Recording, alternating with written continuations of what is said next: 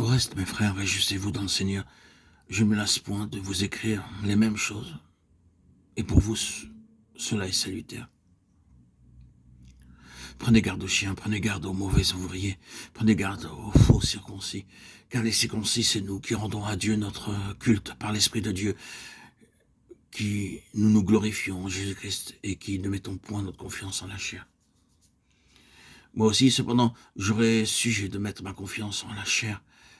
Si quelque autre croit pour voir se confier en la chair, je le puis bien davantage. Moi, circoncis, le 8e jour de la race d'Israël, de la tribu de Benjamin, hébreu, né d'hébreu, quant à la loi, pharisien, quant aux zèles persécuteurs de l'Église irréprochable à l'égard de la justice de la loi.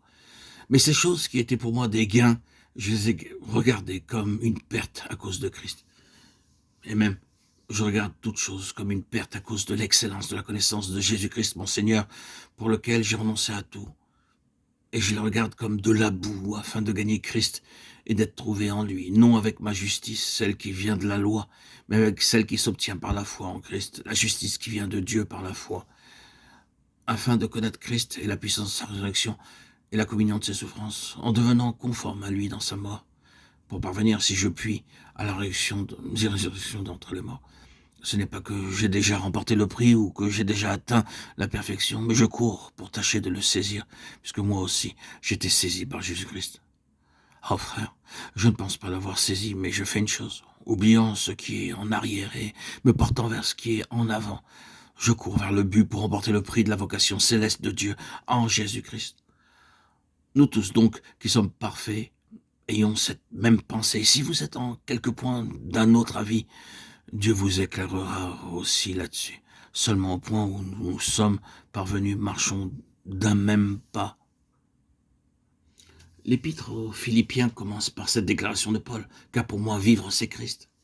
Paul exprime ensuite son ambition de connaître le Seigneur de mieux en mieux, sa détermination à rechercher cette connaissance tel un trésor de grande valeur, afin de savoir ce qu'implique le fait de gagner Christ. Lisons Romains 8, 29, nous y voyons que l'intention de Dieu est de nous rendre conformes à l'image de son Fils. Être rendu conforme, c'est gagner Christ. Là est le prix. Ceci demande de parvenir à la plénitude de Christ sur le plan de la perfection morale. Cette perfection sera la gloire dans laquelle les fils de Dieu seront manifestés.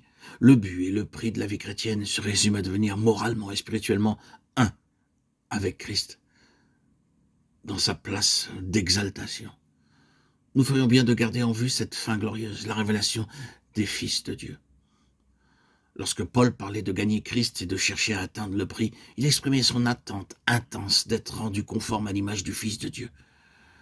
Cet accomplissement, qui est l'issue du salut, constitue le but de Dieu dans le salut. C'est, à n'en point douter, un objectif que nous avons besoin de poursuivre. Non, pas besoin de gagner le salut, cela est clair. Nous n'avons nul besoin de tout perdre afin d'obtenir le salut. Nous sommes sauvés par la foi et non pas par les œuvres. Le salut n'est pas un prix à remporter. Nous n'avons pas à l'atteindre par des efforts. Le salut est un don entièrement gratuit, au-delà de tout.